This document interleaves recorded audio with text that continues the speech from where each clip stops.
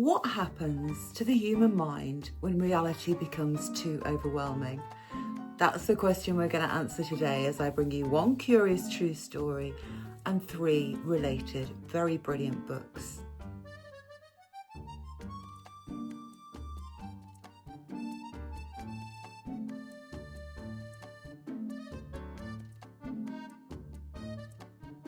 Today, we're going to look at what happened to 28-year-old James Savigny in the spring of 1983, a very curious phenomenon which has affected people from Ernest Shackleton to the survivors of 9/11.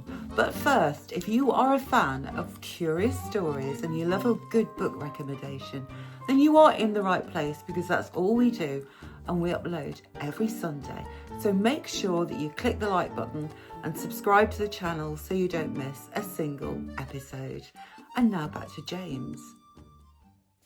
So back on that spring day in 1983, 28-year-old James opened his eyes and looked up at a clear blue sky. But that wasn't the first thing that crossed his mind. The first thing that crossed his mind was, why am I lying in very deep, cold snow? And the second thing that crossed his mind was that he was in absolute sheer agony. He felt as though he'd been run over by a truck. Just taking a breath caused this incredible, agonizing chest pain. And he tried to lift his arms. One arm he could just about lift, the other one just would not work at all. His legs were killing him. Everything about him was sheer, pure white agony. And he couldn't work out why and what had happened. So he decided to try and lift himself up a little bit and have a look around.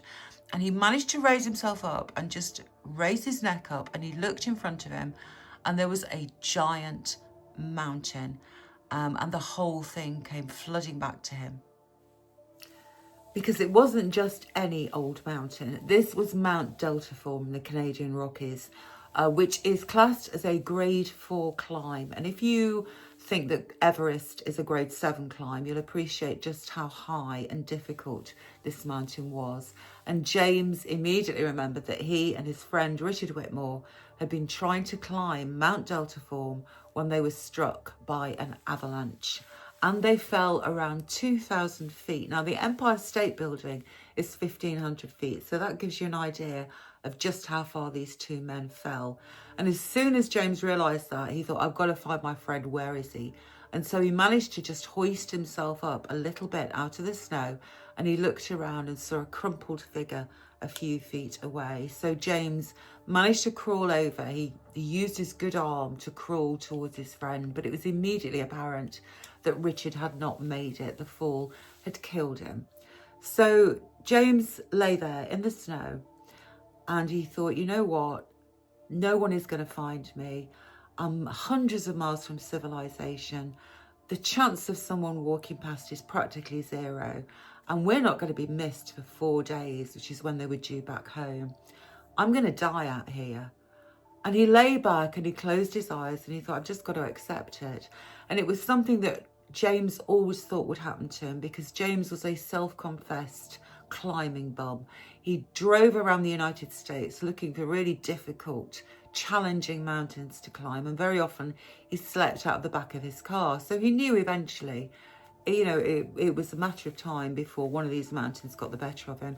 And it would appear that Mount Deltaform had done that. And so he lay down next to his friend, closed his eyes, and he prepared to die. And about 20 minutes later, he was just starting to feel more comfortable and drifting off to sleep, as he actually drifted into hypothermia, when he heard footsteps in the snow behind him. And he thought, oh my goodness, the chance of somebody coming past were practically zero, but somebody is actually coming past. And he heard a woman's voice, and this voice was right behind him, and the voice said, come on, you cannot give up now. You've got to keep going. And he lay there and he listened to this woman's voice, and she was so reassuring and so calm that he thought, you know what, I've got to give it a try. His whole mindset changed from giving up to thinking, I've got to try, I've got to at least attempt to get out of here for the sake of my family, my parents. I need to give it a go. Now, this woman was obviously fit and strong because of where she was, but she wasn't fit and strong enough to lift James up. He was a big guy. But she said, look, over there's a tree.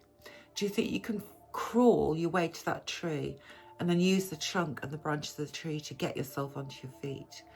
Now, miraculously, he managed to do it. And I do mean miraculously, because it later turned out that James had broken his arm. He had broken his scapula. He'd broken his nose. He'd smashed all his teeth.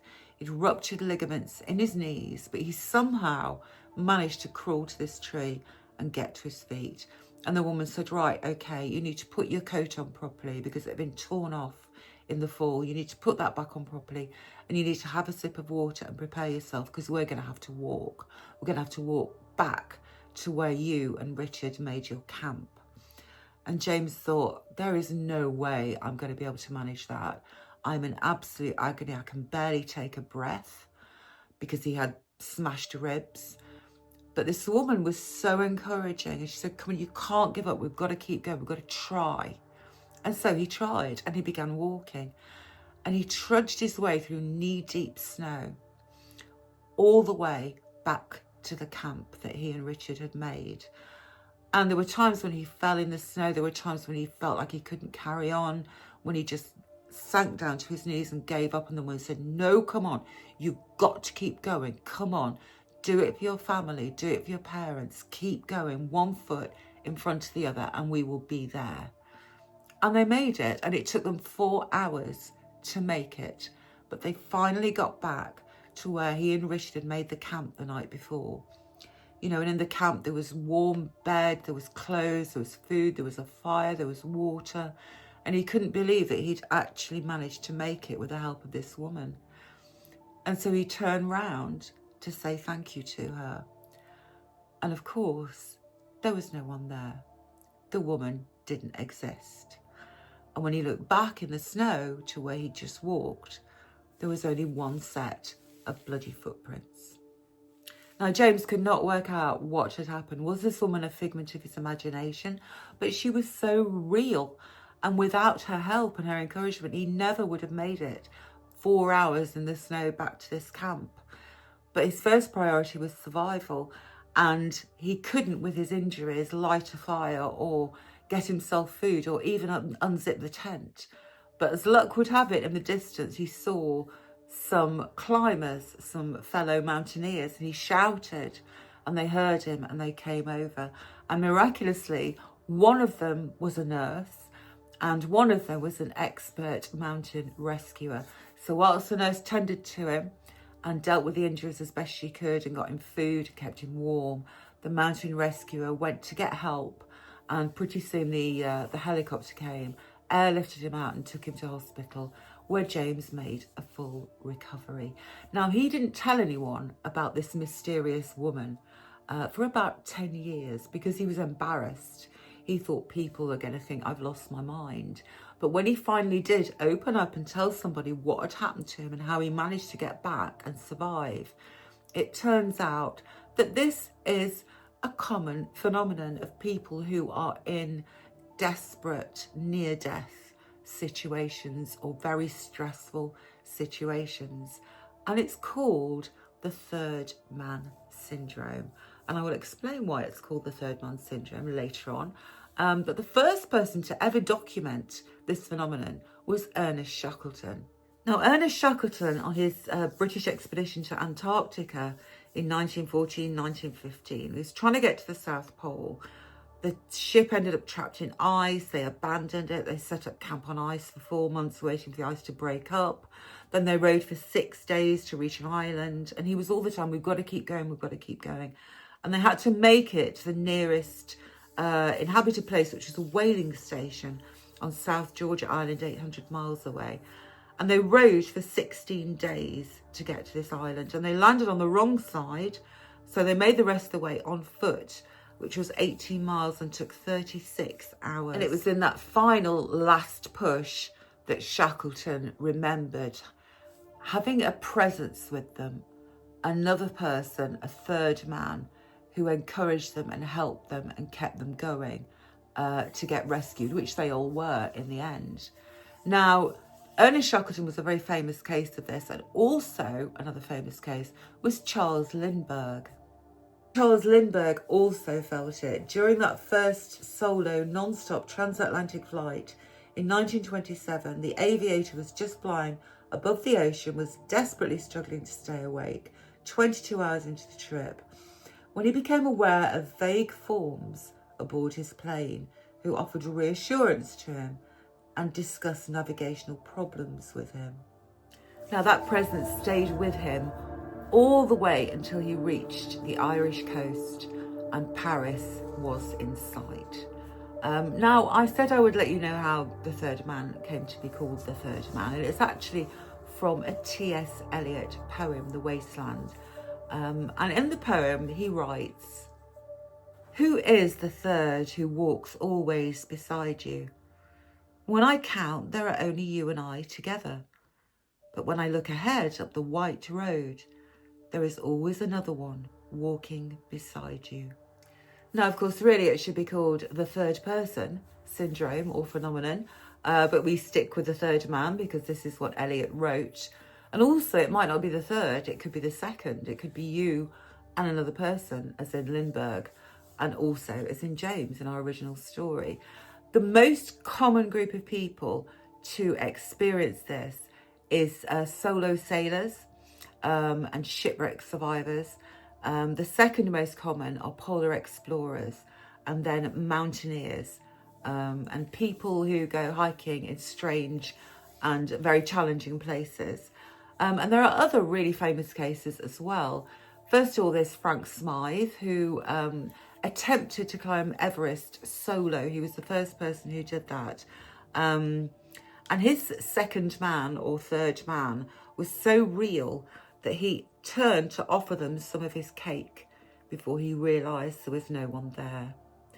In more recent times, Joe Simpson, who was climbing in the Andes in 1985 and who broke his leg, wrote in his book Touching the Void about a voice who guided him to safety. And also voices that helped people to safety were apparent in the 9/11 attacks. And two people who survived those attacks reported it. Ron DeFrancesco was the last person out of the South Tower before it collapsed, and he reports being led down 3 stories of fire because he was urged on by a voice behind him and a hand on his shoulder, which turned out not to be real. And then secondly, Janelle Guzman McMillan, who was a woman trapped in the rubble of the North Tower for 27 hours, also experienced third man syndrome when a voice told her, "Janelle, I've got you. My name is Paul and you're going to be okay." Now, before we move on to what third man syndrome is and the different theories behind it, I want to talk to you about 3 brilliant books which take the idea of third person, third man syndrome and make it into a fabulous story. And the first of these, very timely, is a book which was published just this past Thursday, and it's called Everything Was Beautiful and Nothing Hurt, and it's by the brilliant Ben Reeves. It's actually a debut. Can you believe? It's absolutely extraordinary. This is a book narrated by Death himself, and Death in the modern world is called Travis, and he lives with his cat in a flat in a very ordinary English town. Now, Travis is a third man because his job is to go to people who are dying and help them to come to accept and come to terms with what's about to happen to them and shepherd them over to the other side. That's his sole purpose in life. So he is kind of a third man. And that is until he meets a single midwife, a single mother, with a very boisterous 8-year-old daughter who live in the flat opposite him. And together they show Travis what life is really all about and the joy of living.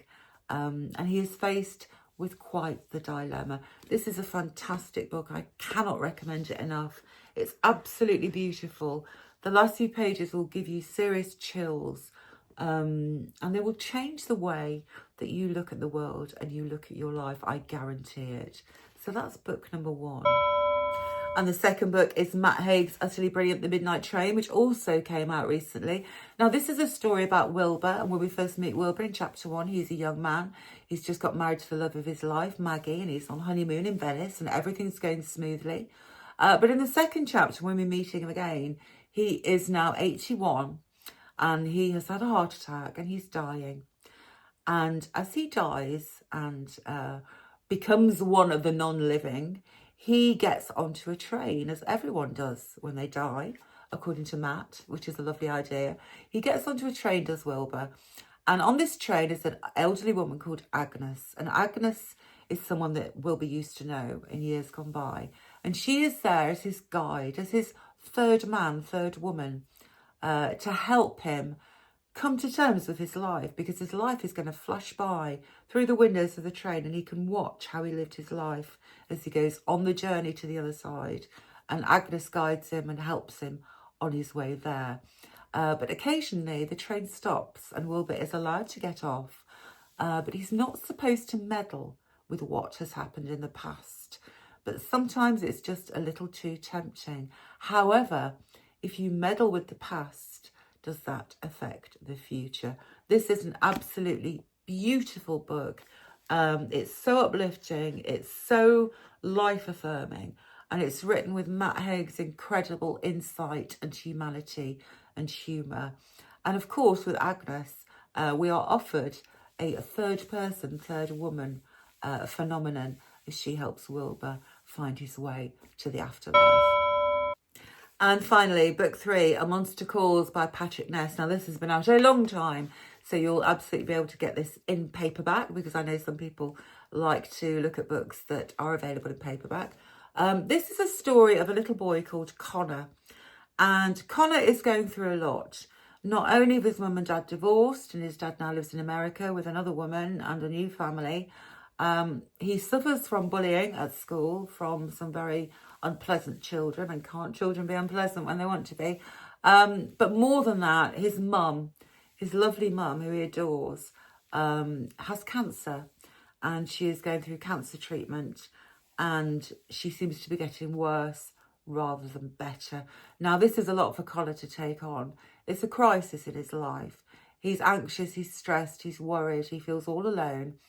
And when he looks out of his bedroom window, he can see the church in the distance. And next to the church, there is a yew tree. And one night, the yew tree gets up and comes walking towards him. It is a monster yew tree. But why is the monster there, and what is he trying to do? Is he there to help Connor, or is he there to hinder him? This is beautiful, absolutely beautiful story. It's written with such empathy and such understanding and such kindness towards children. It's kind of a young adult book, but it's perfectly suitable for a non-young adult to read, because it is quite astounding and absolutely stunningly written. And the yew tree in this book is the third person, because it's someone or something that appears to Connor when he is at his crisis point, when he needs someone to talk to. Can't recommend this enough. It's very sad in parts and very emotional, but absolutely worth reading. It's a stunning book. So now let's look at a few theories of why third person or third man syndrome actually exists. And the first theory is a physiological one. It's saying that in times of high altitude, low oxygen, dehydration, kind of physical crisis, the body's temporoparietal junction, which is the bit of the brain where you end and the outside world begins, gets a little bit glitchy. And we're not quite sure where that boundary is. And so something which is in your own mind, because of the state your body is in, may seem as though it's an external force. And likewise, in an emergency, you don't want to be on your own. So it is the brain's way of giving you a companion, kind of an imaginary friend, if you like, that will help you so you don't feel as lonely. Another theory is it's the brain's wiring, having a throwback to when we were primitive souls. We all talk to ourselves. We all do it now, or we've always done it. Even primitive man did it. And this is called the bicameral mind, because primitive man believed that their internal narrator, that inner voice that we all hear, was actually the voice of the gods. It was external to them. And there are some people who think that the third person or third man syndrome is when the brain dials up that feeling again, and we get the idea that an internal narrator is actually coming from an external source. But medicine agrees on one thing: it's not a situation where you would get auditory and visual hallucinations and assume that the person is having a psychotic episode. This isn't a psychotic episode. This is an extreme stress reaction. And when that stressful situation subsides, then the voices and the sense that someone else is there subsides with it. But as well as the medical and kind of physiological explanations, there are also some more spiritual ideas about why we experience third man syndrome. There are many cultures where spirit guides and guardian angels and loved ones watching over us are part of tradition and folklore. And in the Tibetan cultures, as people walk on these sacred mountains, they believe that the deities are watching over them. It's the diversity of it that makes third man syndrome such a fascinating thing. It's not just a Western thing. It's not a religious thing. It's not a biological thing. It's a human thing. And whether you are praying to a god, or whether you are calling upon your ancestors for help, or whether you just have this gut feeling that something is there, it points to a universal truth, that when we are at our lowest and our most vulnerable and our most frightened, we are never truly alone. I hope you've enjoyed this week's curious true story and the 3 brilliant books that we discussed which touch upon that subject. Do let me know if you've read any of them or you're planning to read any of them. Don't forget to like this video if you liked it, and do please subscribe. I'll be back next Sunday when we will be taking a look at one of the most mysterious disappearances at sea, and 3 brilliant books which use the theme of drowning in their storylines. Join me for that next Sunday, and in the meantime, have a brilliant week.